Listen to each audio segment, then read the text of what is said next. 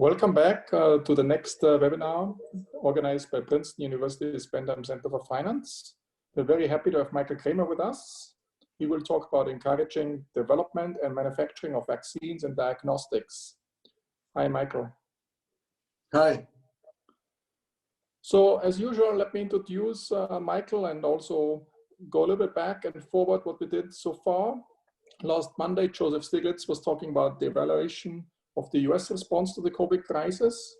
And on Monday, Danny Roderick will talk about the future of globalization. Then we have many more speakers coming up. So next Friday, Daron Asimoglu will be talking.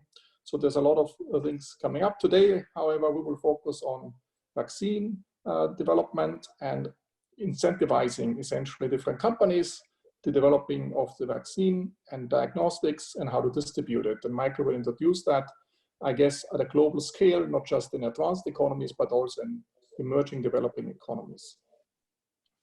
So let me just go a little bit on some economics on vaccines and testing and the externality associated with that. Typically, it is the case that there's a trade-off whether you want to be vaccinated or not. If you get the vaccine, you avoid to get sick, or at least the likelihood, but there might be some negative side effects, and that's might be your personal private trade-off.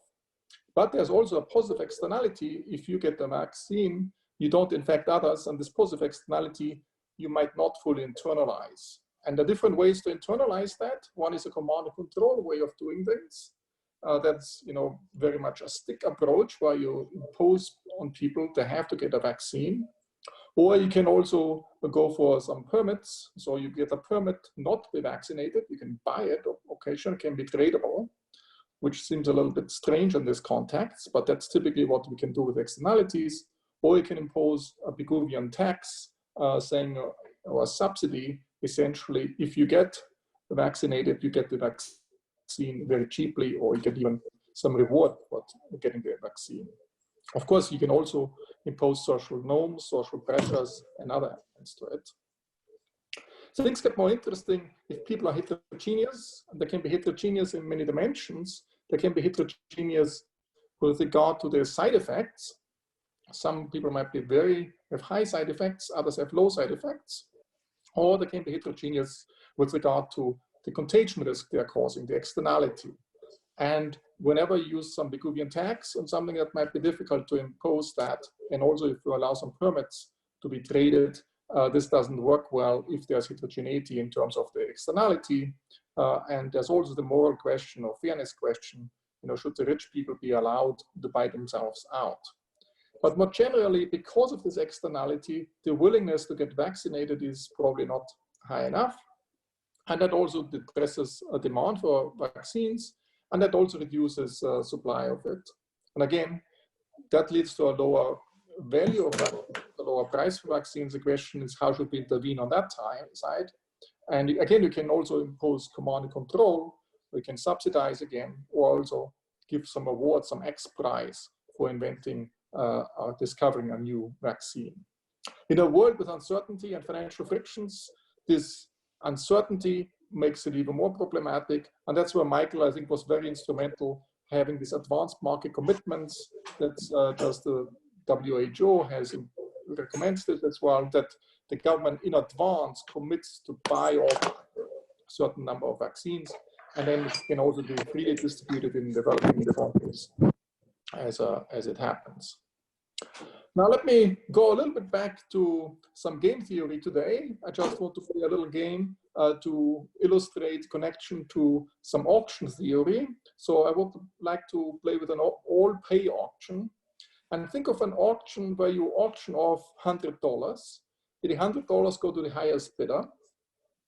And you can bid in increments of $1, let's say X dollars. You can bid up further subsequently. So you bid and pay. What's special about the all-pay auction is that everybody has to pay its bid. So if you bid something and if you don't win it, you nevertheless have to pay it. And let's consider a setting where there are 4 bidders. And I will tell you later why I picked the number 4, or a small number. And your last bid was $50, but the others were bidding $98, $80, and $40. And now you're considering, let's suppose, that your next bid, should you bid $99 or not? let's start the poll whether you want to bid $99 or not. Okay, so let's see what you will do. So essentially, if you don't bid $99, you will lose the auction, and you have to pay your $50 anyway. If you bid $99 and the auction were to stop, then at that point, you would win the $100, pay the $99, you still have $1. So let's see what the result is. So it's about half-half, I would say. 52% say yes, they would start continue bidding. 48% say no. But let's suppose you bid further, and the others were bidding up too. They have the same incentives to bid up. So you have your last bid is $99. The others were actually now bidding $100, $80, and $40. So there's another person who thinks, why should I pay $98 and not get the $100? Let me just bid up to 100 and get the $100 and break even. And the question now is for you, should you pay the $99 and get nothing because somebody else was bidding $100? Or should you increase your bid from $99 to $101? Okay, that's the next poll. Let's see, will you do that?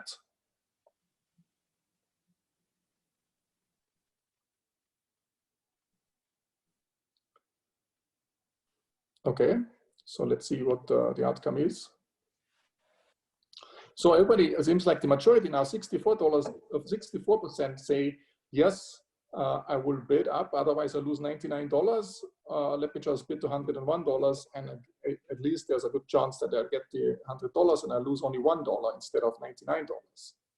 Now you can keep on this game, you can play it. Now, of course, the other party might also bid up to 101. You have to then ask yourself whether you bid 102, and that's essentially the nature of this escalation game.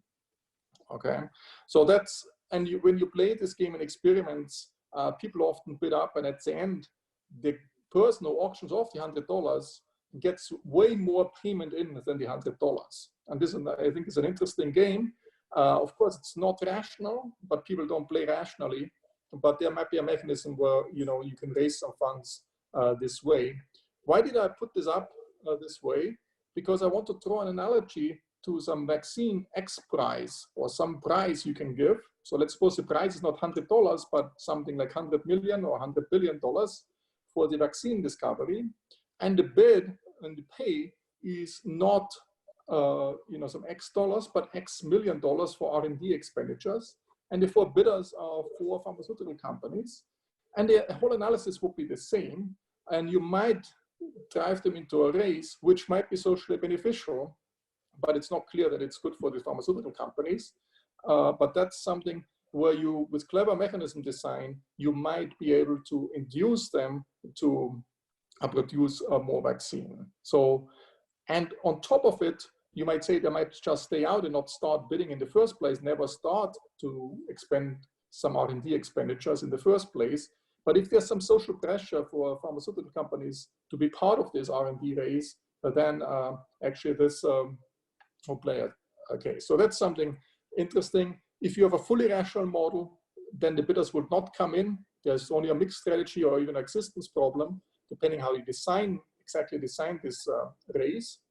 And but it's interesting dynamic design mechanism at plays here. We're having this R&D race, and the question is, how long should a company stay in this race before it drops out or roll out a diagnostic test? So there are a lot of interesting timing games. This famous related to the war of attrition game, the famous paper by Bülow and Klemperer.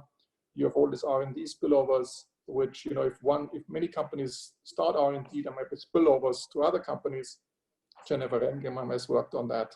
And of course, many, many other relevant aspects.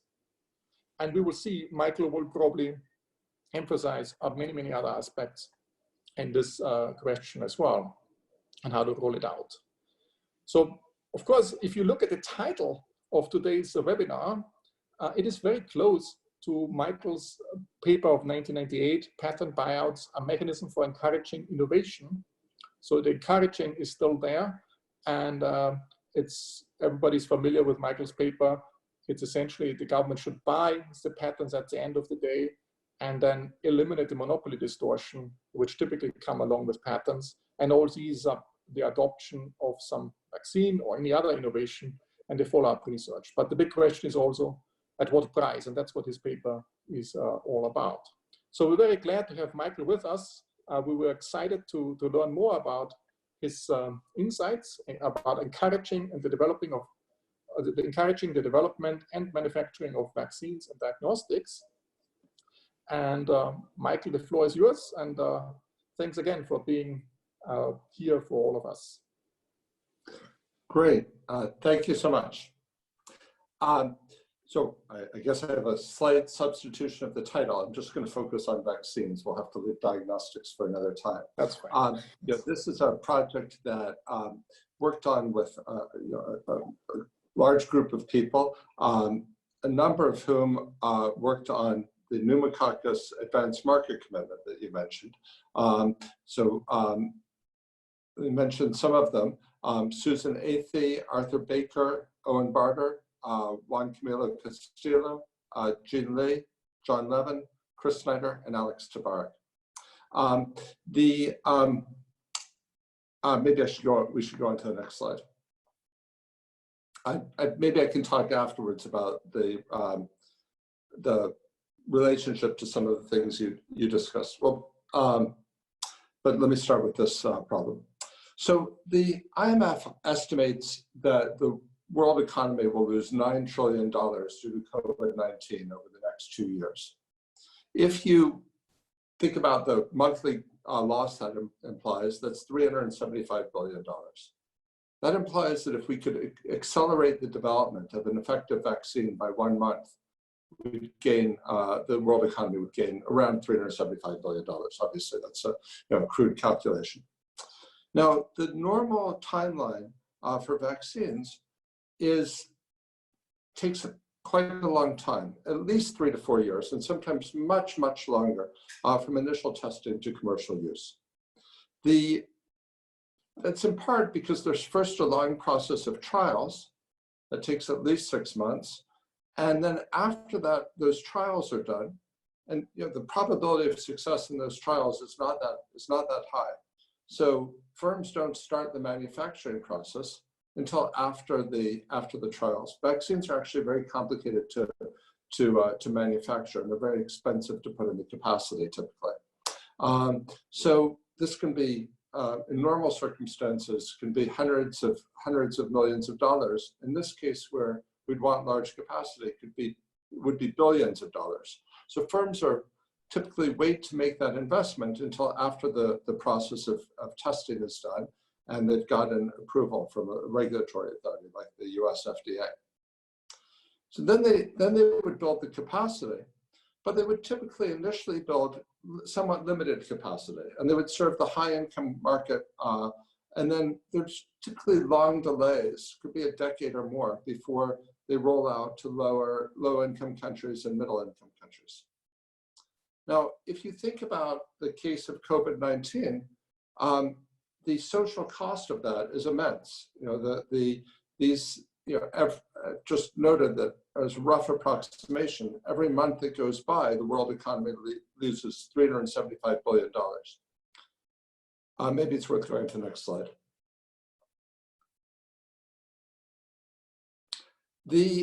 So that raises the question of, would it be worth building large-scale capacity in parallel with the trials? So that instead of waiting to build the capacity after the trial is done, what if you built the capacity simultaneously? Now you might say, if this were a normal product, we might say, well, we don't need to think about that. The firms will do it if it's optimal. They won't do it if it's not optimal. No reason for the government to get involved. But as Markus has hinted already, in the case of vaccines, there may not be a identity between private incentives to accelerate vaccine development and social benefits. And certainly, if you just think about it from a historical perspective or a common sense perspective, you wouldn't think that a vaccine developer would make $375 billion more if they get this in a month earlier. And what are some of those reasons? Well, one is disease externalities. If we were just selling vaccines in a completely private market, then if I take a vaccine, I generate positive externalities for other people. I'm not compensated for that. That reduces my willingness to pay for a vaccine. In the case of a COVID vaccine, there's not only the reduced chance of infecting other people, it also means that other people might not need to have to social distance as much, and that would generate arguably very large benefits for others. And then the final aspect, we could probably go on this list, but the final one I'll mention is the buyers are typically not individuals, they're governments, and governments have monopsony power. So there's no reason, even in a one country context, to assume that the market is going to get this right on its own. If you add in that this is an international context, I noted before that firms often build limited capacity initially. So the way the market typically looks is that firms build limited capacity. The high income countries buy at a very high price. And that situation persists perhaps until there are new entrants, and eventually the price declines and low income countries start to buy. If you install very high capacity as a firm, you're taking a risk that you might not be able to sell enough at the high price, and then that might put pressure on your prices. And if you look at this quantitatively, even a very small reduction in prices in high income countries would cause a bigger financial loss to a vaccine developer than would sell into all low income countries.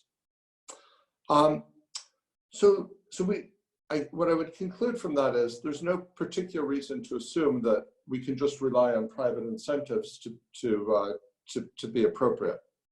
So we're going to try and do a back of the envelope calculation to answer this question. Would it, from a social point of view, be worthwhile to build large scale capacity in parallel with the trials? What's the cost of that? Well, the costs of that are obvious. You're building a bunch of capacity for a vaccine that might not work. You might waste some capacity. What are the benefits? Well, you might accelerate the vaccine.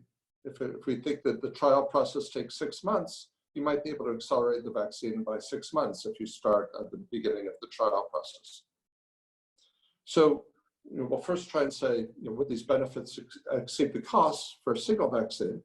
But if the answer to the first question is positive, then you can say, well, how many vaccines would it be worthwhile to make this large-scale accelerated investment for?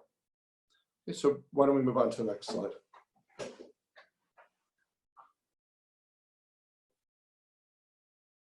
So here are some back-of-the-envelope calculations, and let me just say a little bit about how we did this. So Michael, there's a question from the floor.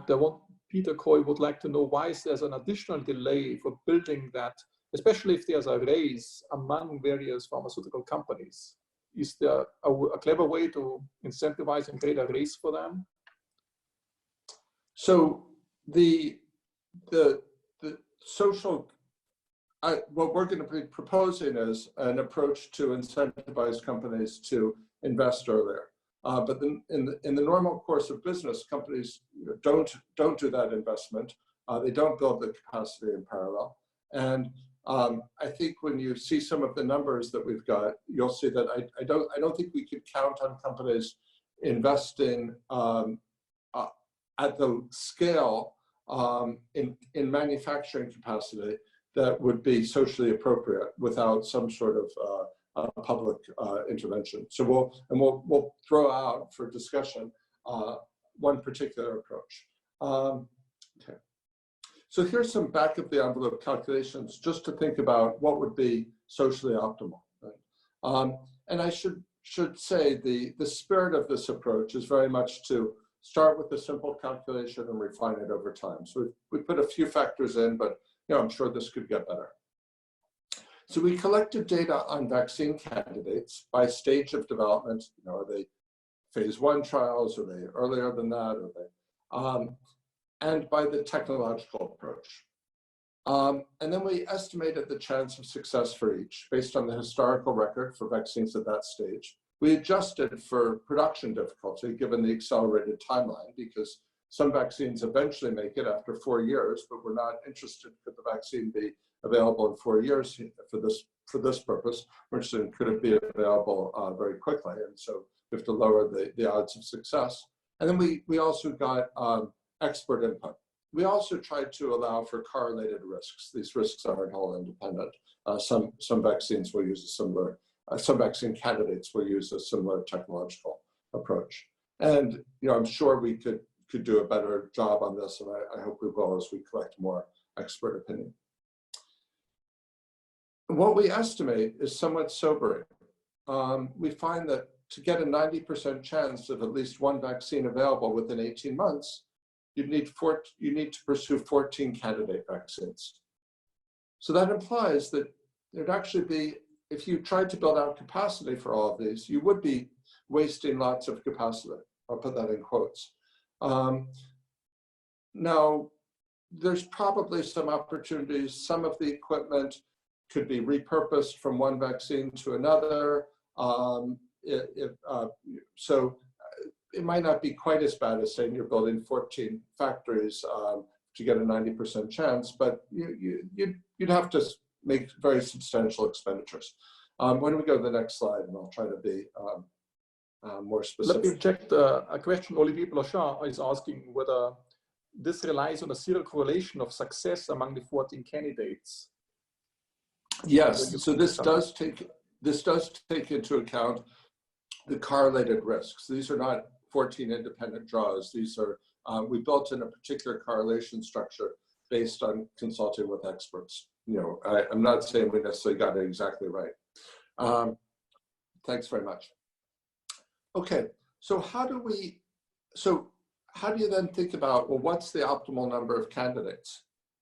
Well, you can think about what's the marginal benefit of bringing in additional candidate, and what's the marginal cost? How did we do the marginal benefit? A very simple approach. You say, what's the marginal increase in the probability that a vaccine is developed? Multiply that times the gain per month of 375 billion, times the number of months that you would advance things by building the manufacturing capacity early, that's 6 months. And then we discount this by a 50% chance that a drug is developed that averts 50% of COVID-19 costs. Obviously, you could pick different numbers for that. You'll see that I think things would be fairly robust to some changes in that. Okay, how about the marginal cost? Based on some very rough numbers provided to us informally, we assume a $1 cost per annual unit of capacity. So that takes into account that some capacity will be fungible between vaccines.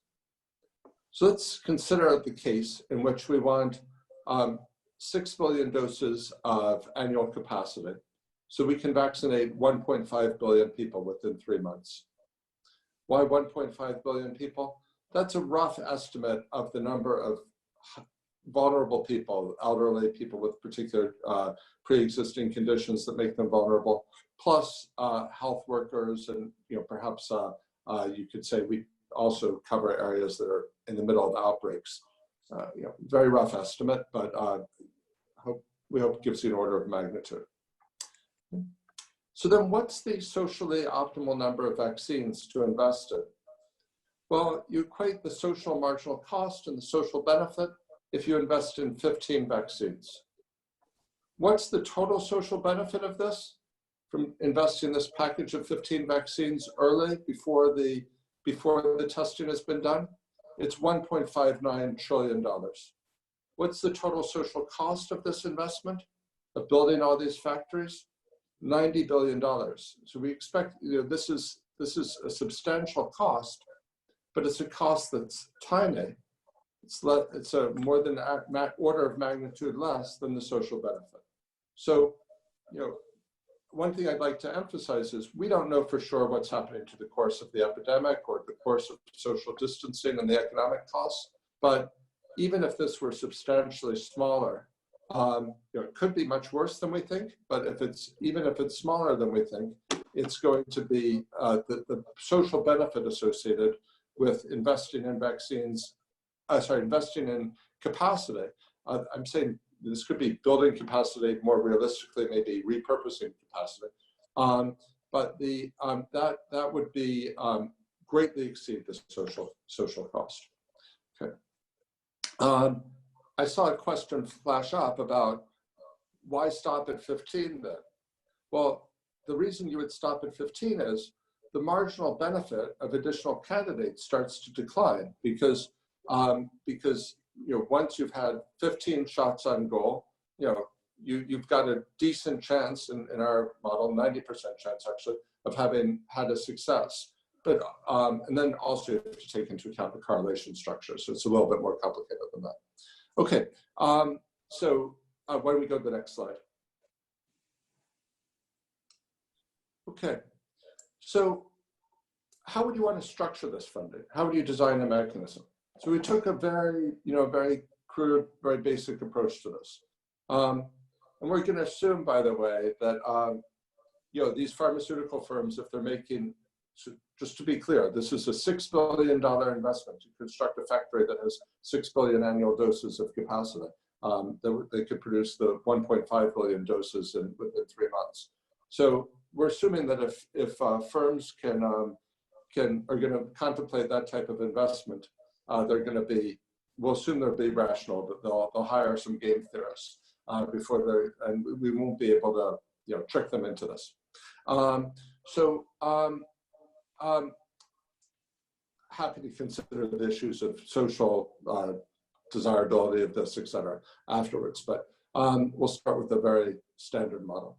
So we'll consider a model in which some firms have private information that they have a pretty low chance of producing a vaccine rapidly. That might be because they know that they have private information that their candidate probably won't work at all. Might be because they have private information that it's going to be very hard to ramp up production quickly. So we'll also assume that it's impossible to perfectly audit the costs. And that's, many of these firms are multi-product firms. We're often not talking about building new capacity, but perhaps repurposing facilities. There could be a facility that's used for a quite profitable veterinary vaccine that you want to repurpose to a human vaccine. A big part of the cost of that is the opportunity cost of giving up on a profitable product. It's going to be very hard to exactly know what their costs are. So that makes us very concerned about any system where we were going to cover where we cover 100% of costs, or even 95% of costs. That might be allowing firms to game the system. So now you could think of lots of ways to address that through command and control, but we're not going to go for a pure command and control approach. But we'll suggest that this is somewhat ad hoc, but we'll assume that you don't want to pay more than 80% of their expenditures, because if you did, you might be inviting abuse. So we'll think about a case with an 80% cap on reimbursement of capacity expenditures. Then the question is, how much of a prize do you need at the end in order to induce the 15 the firms that are socially efficient to participate to do so? If you go into the next slide, I'll show you how we work that out. So if we assume that we're providing direct finance to cover 80% of the cost of manufacturing capacity, but firms need to cover 20% of the capacity cost, so they have skin in the game. What's the cost of the upfront funding? That would be $72.5 billion. Okay. What would firms give in exchange for that? Well, they agree to provide whoever's paying for this, we'll come back to who that is later, an option to purchase the vaccine. And that would probably optimally be structured through some sort of two-part pricing. A high price for an initial number of doses, and then a lower price for the marginal doses to generate static efficiency. And obviously in this context, static efficiency that sounds like a very bloodless economist term, but that's hugely important to human welfare, because you would like people who need the vaccine to be able to participate and to purchase it, or the governments to be able to purchase it. And if you have a very big markup, that's going to be difficult. So, Michael, there are two questions. One is, Ray asked, how would you identify the initial 15 firms? And then there's a tension between international and national. Would this be a scheme which would be set up at a global arrangement, or would the US provide it then, or how would it work internationally? Okay, let me start with the latter question. I'll come to the question of international cooperation versus national. Right now, I'm doing the analysis for the globe as a whole to think about what would be the worldwide social optimum. There are some important questions, which I'll come back to later, about, could you set up a global system, or is that just unrealistic? And we'll think about both cases. But we are, the group that we're working with is thinking both about global analysis and about an analysis for the US. Turns out that the optimal number of candidates for the US is not that much smaller. It's smaller, but not that much smaller. On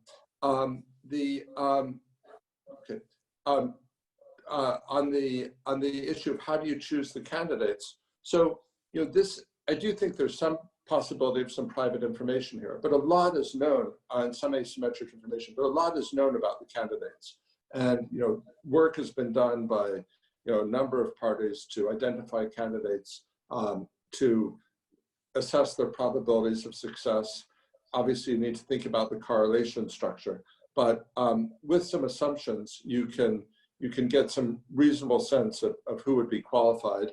And then you add on to that this requirement to have some skin in the game. So there's some self-selection by the firms. So if a firm has private knowledge that although they look good on paper, they're actually they don't have that much chance of success, they would then opt out.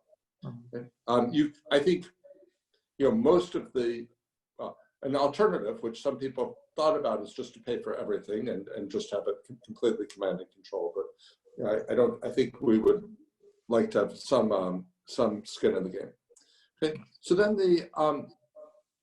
so just to recap where I was, the idea is that the firms are going to, if they accept the upfront funding, they have to agree to provide an option to the buyers to purchase this at a preset price or a preset price schedule. That would likely be a two-part pricing. That would be an efficient way to organize this. So what should those prices be? Well, here are some calculations. Obviously, these are based on some assumptions, but I think they give you a sense of the rough magnitudes. Okay, could we go on to the next slide?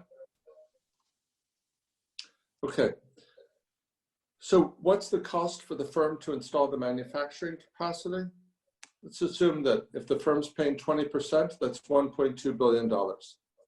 What's the production cost if they're the sole successful vaccine? We make some assumptions there. This is the production cost on top of the once the capacity is installed. You could come out with a different number for that if you want. What's the probability of success for the marginal candidate? In this model, it's 11%. What's the probability? What share of funds do they get in expectation? 1/3, because there might be multiple successful candidates. Then you can calculate how much do you need to make the firm just indifferent to enter. And the number that you get is $40 billion. Okay. Now, that's probably not actually going to be, you probably want to go above that. You'd want to go above that because for a couple of reasons. First, firms are probably not risk neutral when it comes to investments of that magnitude. Second, you want to incentivize speed. I think given the social value of speed, you want to incentivize speed even more than it would otherwise be incentivized. Imagine you set the price per dose at $35 for the first billion people served and $5 afterwards. We're saying $5 because some of these vaccines are heterogeneous in production costs. You want to make sure it's incentive compatible to continue to produce. So and you might need some exceptions for particular types of vaccines, but let's say $5. Okay, and we say for the subsequent 3.5 billion people. So that's assuming 4.5 billion people vaccinated internationally. You could run numbers other ways. That would mean the total pool funding would be roughly $50 billion. If we go on to the next slide. So that would mean, I guess the top part of this is just summarizing, 52 billion would be available in bonuses if vaccines were available for within 18 months. So this is incentivizing speed in particular. If multiple vaccines were developed, we think it would be appropriate for governments to have authority to choose which product or products to purchase, because there could be multiple products, and then you want to use the best one. I think there's some issues of whether to make this the overall price or just a top up for speed. Happy to talk about it. One thing to bear in mind is you need to satisfy the firm's participation constraint. They have to want to choose to participate in this, rather than saying, well, we're not going to take the public money up front, and we will just produce and then charge what the market could bear. Happy to come back to that, but why don't we move on?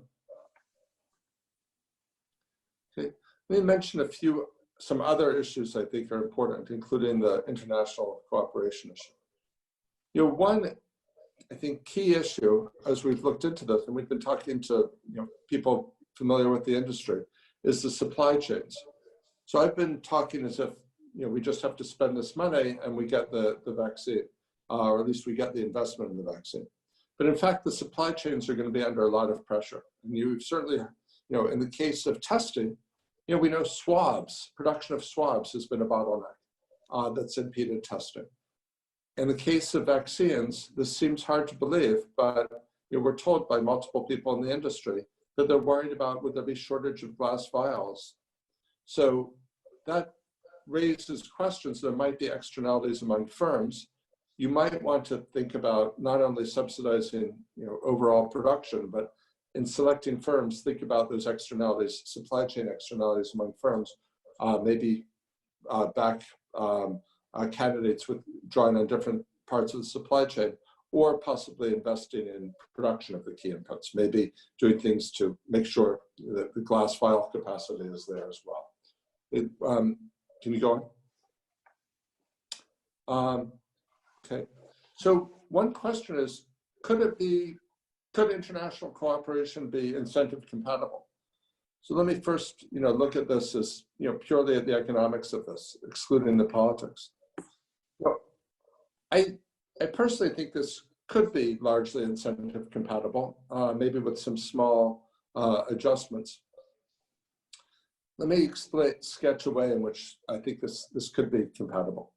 If you thought about a potential partnership in which each country that was a member of the partnership contributed 0.15% of their GDP, that would be roughly the right amount of money that would be needed. The World Bank can provide loans for developing countries to do this.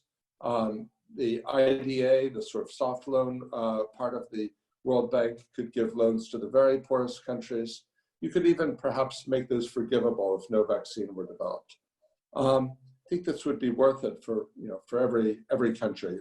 I'm not in terms of, do the benefits exceed the costs? There's another question of incentive compatibility not to go it alone. So I'll come back to that.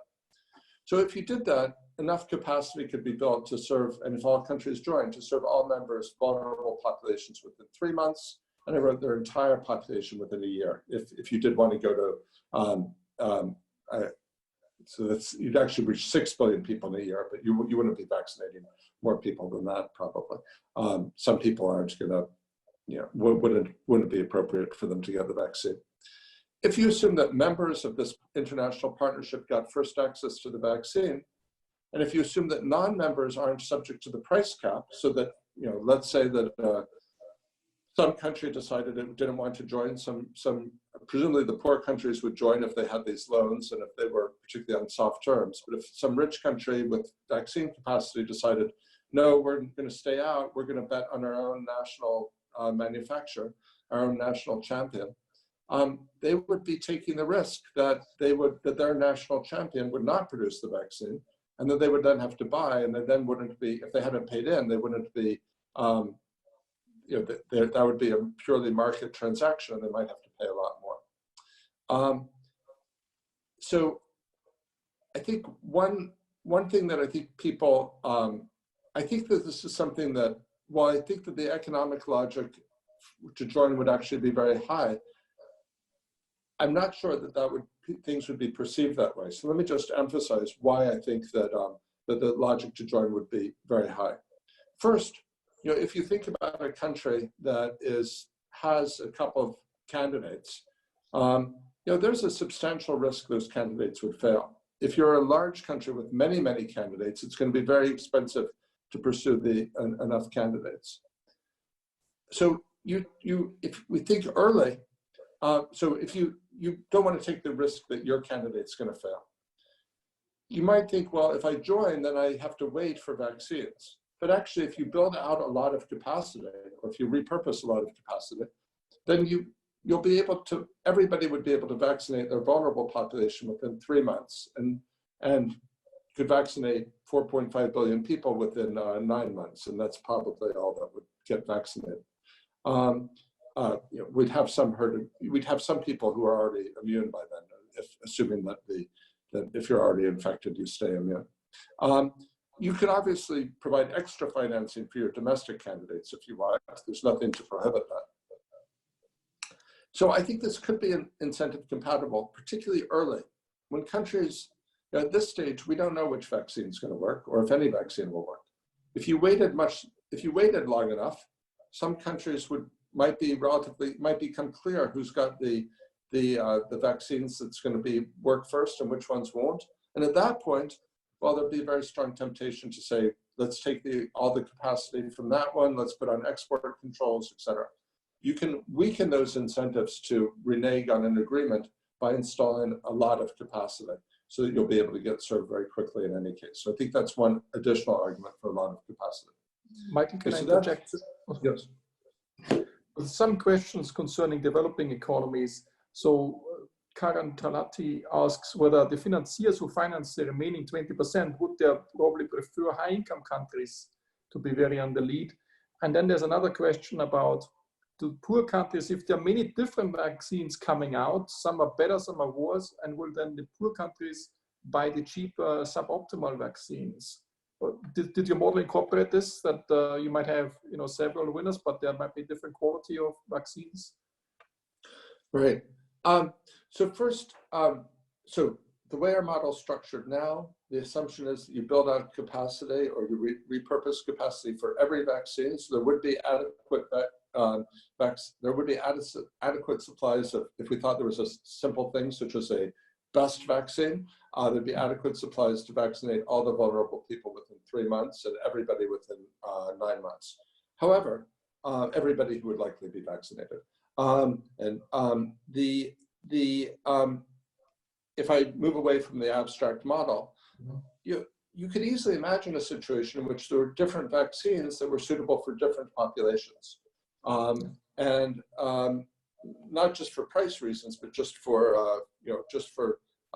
for example, some vaccines might be harder to deliver than others. Some vaccines might be appropriately for the elderly, some might not.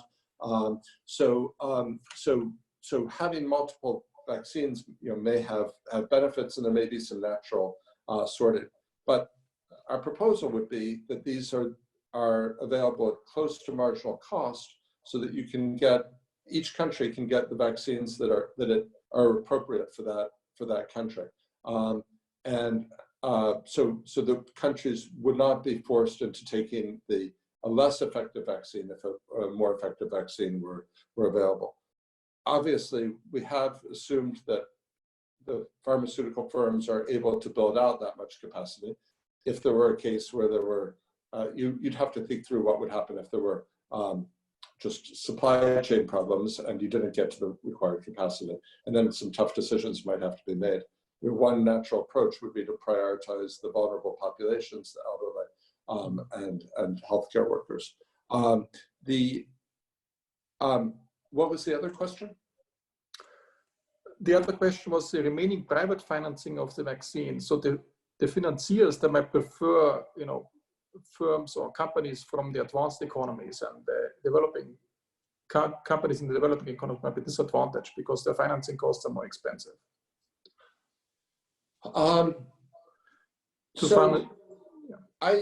expect that there's obviously some vaccine nationalism out there, and that's an interesting topic, and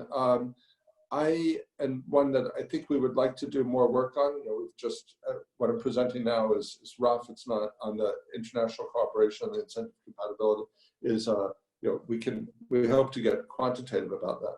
I don't think that it's clear that the finance. Well, let me say a couple of comments. First, I think you might want to consider adding on to this some provisions for finance. I'm giving sort of a rough outline of our proposal, but one of the things that we might consider, and I think we'd like to think through more, is, there would be the 20% that would have to be financed by the firms.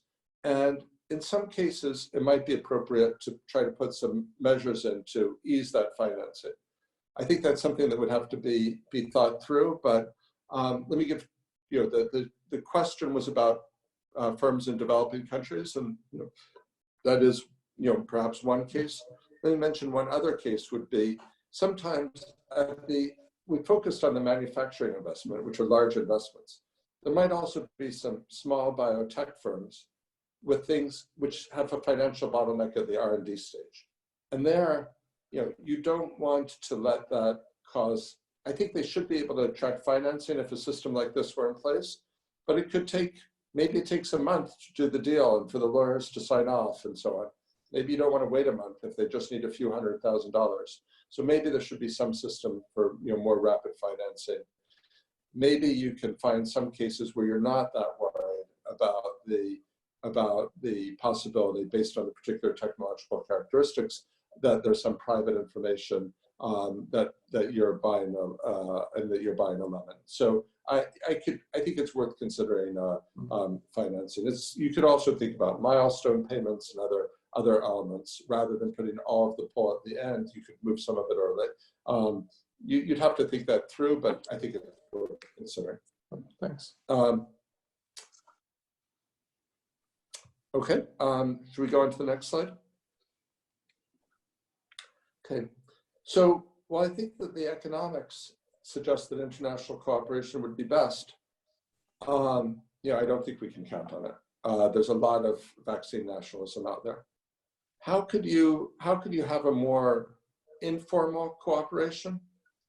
Well, imagine, I think, if countries realize, as they should, that despite optimism about the particular vaccine in their particular country, there's a very good chance it will not be the vaccine that succeeds. In a world with vaccine nationalism, it may well be sensible for that country to do deals with firms in other countries to finance extra capacity. So, concretely, if the U.S. is working with one firm, and the U.K. is working with another firm, it might well make sense for the UK to say, hey, we're going to hedge our bets. We're going to pay for the US firm to put in some extra capacity on top of what the US is paying for, and conversely for the US to pay for some extra capacity in the UK firm. Now, obviously, and that would make sense to diversify the portfolio. In fact, diversify the portfolio underplays the advantages of this. It's to get more shots on goal. To do that, countries would have to not sign exclusive deals. They would have to say, yes, I'm going to invest in my domestic firm to put in capacity for my own needs, but I'm not going to object to other people also doing deals with that firm. But one would hope, at least for that minimal level of cooperation. You could also imagine informal coordination on supply chains. So again, just as a hypothetical, suppose the U.S. there's been press reports that the U.S. is considering a major initiative to invest in vaccines. There's an initiative called the ACT Accelerator, which includes many other countries. Imagine that there were two such efforts. Well, and imagine that politics made it so that it was impossible to, or the judgment of national interest was that it wasn't in the interest to integrate these. There could still be informal agreements. There could still be, if both the U.S. effort and the ACT Accelerator were concerned about glass vial supply and concerned about bioreactor supply, you could imagine the US making an investment to increase glass vial supply, and the ACT Accelerator investing in bioreactor production. Okay, maybe we can go on. Feel free to let me know if there are questions. I can't see them all. Okay. Let me. So I came to check, but there are there are two groups of questions. One is just a technical question. Let's suppose the 2 vaccines are successful out of 15. Is the equipment of the other 13 lost? Can you still repurpose it to produce the 2 successful ones? And what's the likelihood, or is it totally lost investment? It's a great question, and the answer is somewhere in between. So there's some aspects like what's called fill and finish capacity. You know, that's actually a major cost of the production of vaccines. It's not trivial at all. And you know, filling the vials and so on, and you know, getting the vials, filling them, et cetera. That capacity, my understanding is a lot of that could potentially be repurposed. There are other parts of the capacity that are harder to repurpose. It also, vaccines are quite different than small molecules that are typical drugs. There's a saying in the industry that the process is the product. You have to get licensed for a particular factory. This is not like, you know, this is not like you just verify it's the same molecule. You have to, the whole process is actually it's a very sensitive process. So it's not, in the case of vaccines, it's not about buying out a patent. You have a lot of knowledge of how to produce, and so it's not that you could just say, we're taking the factory that was built for one vaccine and overnight converting it to another. It would be a long process. But what you could do is you could get together. I mean, we're learning more about this, but our understanding is you could get together a lot of the inputs together, and you know, there'd be substantial economies from being able to reallocate inputs to whichever ones were successful, but it's not going to be anywhere near 100%. Our figure of $1 per unit of capacity per year takes into account some rough estimate of the amount of fungibility. There's another question coming mostly from Oxford. Some universities like Oxford, is this investment problem the same problem with private firms? If, you know, universities or state-owned universities in particular take over the process, in particular the early stage, would we still have the same externality problem, public goods under-provisioning problem, if the universities are more involved? Right. So one option, you know, great question. One option would be to have the public sector do all of the production. You know, here's my personal take on that. My personal take on that is that, you know, universities are very good at doing research. You know, biotech firms are useful in a certain state. You know, the way this industry often works is universities do a lot of basic research, not just basic research. They do a lot of research beyond that. Then things are often in biotech firms for a while, and then but the actual large-scale production, which, as I mentioned, this is not easy production. It's very, you know, very hard, very sensitive to getting everything exactly right. That's usually done by pharma firms, and I think that you probably want the pharma firms in the system rather than trying to do this entirely in a public top-down way. Look, I don't want to make a blanket statement. There may be some state-owned pharma firms in some parts of the world that I mean, there are some state-owned pharma firms in some parts of the world that may have the technical capability to do this. But I think what I would say is it's optimal to build out the capacity early. Our judgment is it makes sense to have this be open to the private sector. Certainly, I don't see a reason why you'd want to exclude them. And I think it also makes sense to ask them to have some skin in the game.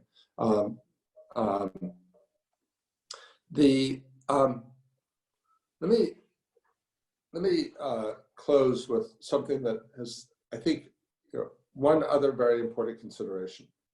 Look, this is a lot of money that we're talking about. We're talking about $125 billion. That's a lot of money.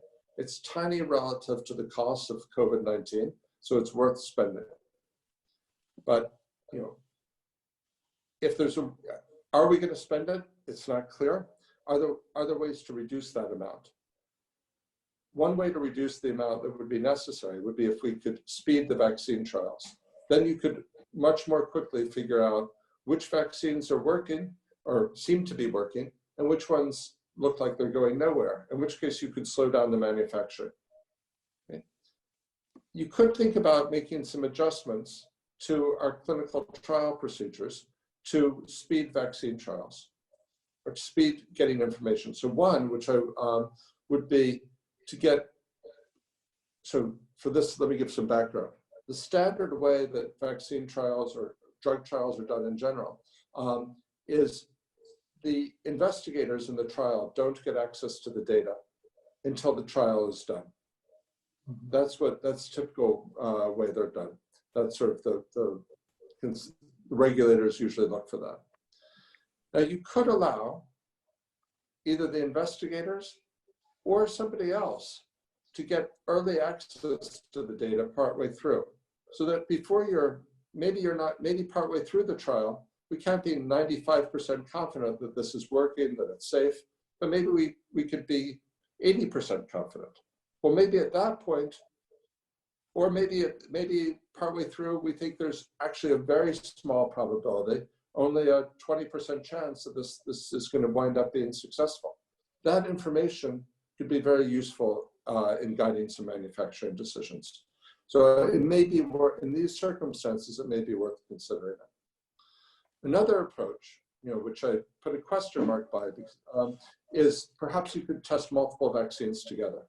There might be some advantages of this, because I talked about supply chain bottlenecks. One possible bottleneck, this might sound very strange, but one possible bottleneck would be enough patients for clinical trials. Clinical trials take a long time and require a large population, when the drug trials typically don't require such large things, because people are sick and you're seeing if they get better.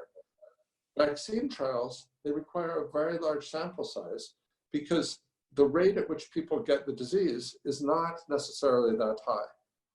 Now, there are particular episodes, we've unfortunately been living through them, where it's a fairly high rate, particularly among certain populations like healthcare workers. But that may not be high for a long period of time. And as social distancing is put in place, we continue to have the economic costs of the disease, but we may not have that many people getting sick. And that may mean that trials could take a very long time, and they and we might get further delays in availability of the vaccine.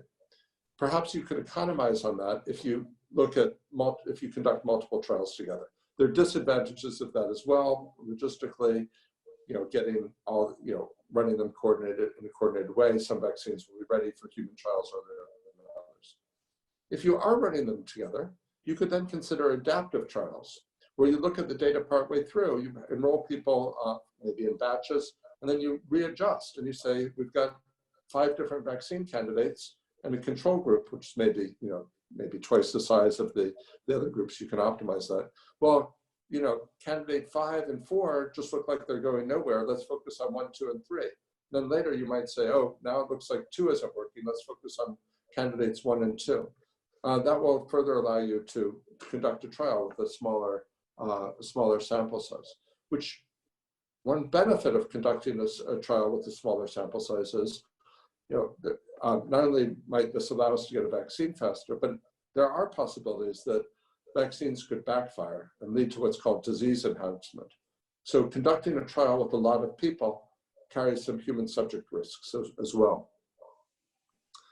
So let me move to the final, so being able to reduce the number of people involved may help if you're willing to assume that you might be able to get some further acceleration of the trial if you're willing to make the assumption, which you may or may not, that the vaccine doesn't increase the chance of being infected. Then you may be able you might be able to get some further gains in trial speed because you compare the vaccine groups to each other as well as the comparison group. The most controversial idea, but one that I think we do need to consider is challenge trials. So challenge trials are different than normal trials in that healthy people, in this case it would be young healthy people, would volunteer to actually be exposed to the disease. And there's obviously very important issues to think through in terms of the ethics of this. This would require many fewer people, and they could be done much faster. This would be a matter of weeks.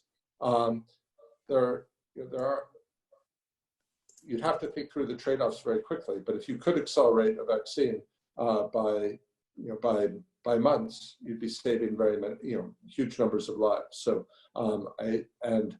there are other people who, most importantly, healthcare workers, who are taking on substantial risks to address the epidemic. So I think this is, look, I'm not an ethicist, but I do think this is one thing that is worth there's some putting more on the table. Do you know of any good work which morally considers to what extent we should do the challenge trials? Because essentially we put some people at risk in order to save other people. So there are a number of papers that have come out on challenge trials suggesting that we ought to consider them in this context. But I don't want to, I'm not a specialist in this area, so I did want to mention it, but I don't want to take a position here. So then there's also a question about crossovers between generic medicines market. Is there something from the generics medicine which is of any helpful use on that? But more generally, I would like to ask a question. Do you see that this crisis will revolutionize the whole process we produce vaccines down the road? So it will be, not using eggs, but we will do it very different ways. It will, for future epidemics and pandemics, we will be much better prepared as well, because we find new ways coming up with vaccines at a much faster speed in 10 years, again, if the next one hits. Right. Let me distinguish the pandemic setting from the normal setting. I think the benefits of speed of the 300. Let me come back to this because I think if you walked away from this with one insight, it's a very simple one, which is the IMF estimates $9 trillion in losses over 2 years, 375 billion. That works out to 375 billion a month. If we can save, if we can save 6 months off of this, it's worth investing $120 billion to do that. And governments are spending 15% of GDP more in bailout packages. This is actually tiny relative to it. It's 0.15% of GDP. So, so I think measures that are warranted in this case may not be warranted for more minor diseases. But if there are ones without this, this huge impact. But I do think that we'll learn things on the science. I think we'll learn things on methodology in terms of the economics of this. I hope we'll learn that we should be more prepared next time in terms of PPE, in terms of setting various measures in place. So I hope we will learn from this lesson. I'm not saying that the procedures that we've outlined here would be appropriate in a more normal emergence of a more normal new disease. There's a final question asking, so you outlined this very convincingly, what we should do. What is actually happening on the ground and what do you think will happen? How far away are we from the optimal implementation of such a strategy, global strategy? So I think that a number of efforts are going on. The U.S. government has signed a deal with Johnson & Johnson, for example, to help finance production of a vaccine. I hear there's people from Oxford, so there's an Oxford vaccine, which is moving forward. I think what the lesson from this is that we need to think I think there's no question that private firms and governments will invest in the R&D phase, which is relatively inexpensive. I would even imagine that there'd be some investment in manufacturing ahead of time. What I'm not sure there will be, what I think is hard to understand until you actually do the numbers, is the massive scale that's required. You really want to pursue something on the order of 15 vaccines, 15 candidates, and you want to install a capacity of, the capacity we're talking about is 6 billion doses a year. So just for, and when we worked on the pneumococcus vaccine, several of us worked on an advanced market commitment. So something, that's one element of the plan we're outlining here. That was to produce hundreds of millions of doses a year. That was a large amount. Here we're talking much, much larger. This is sort of taking the pharmaceutical industry to the limit of what they're doing and then going 10 times farther than that.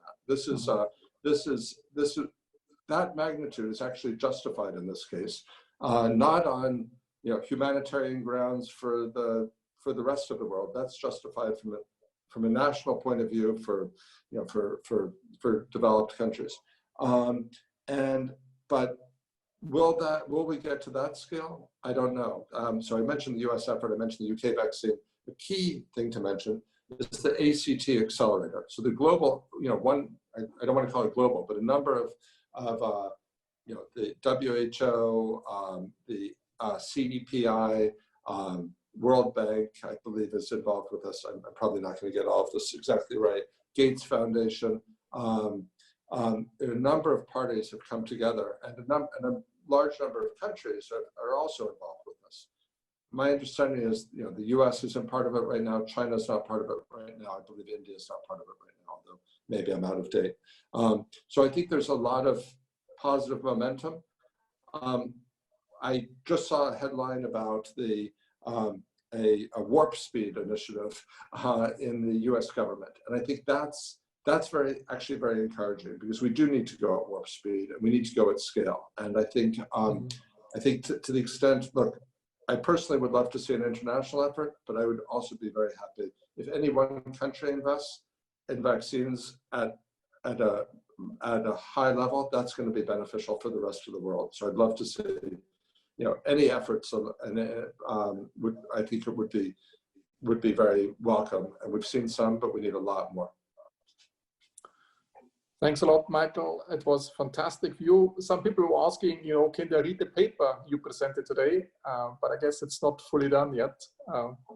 Let me check. I'll tell you what, if they send emails to you, I'll check with my co-authors, and I hope soon we'll have something. We may have something to share soon, and certainly when we do have something, we'll share it. I guess we're talking about speed of production of vaccines, and now we need speed of production of papers. So. We're doing our best. I think congratulations. I think it's very important work you're doing. I think I applaud it big time. And thanks for taking the time to talk to the listeners. I think they benefited enormously. It's a pleasure. So does the world. Thanks a lot. Thanks. Bye. Bye-bye.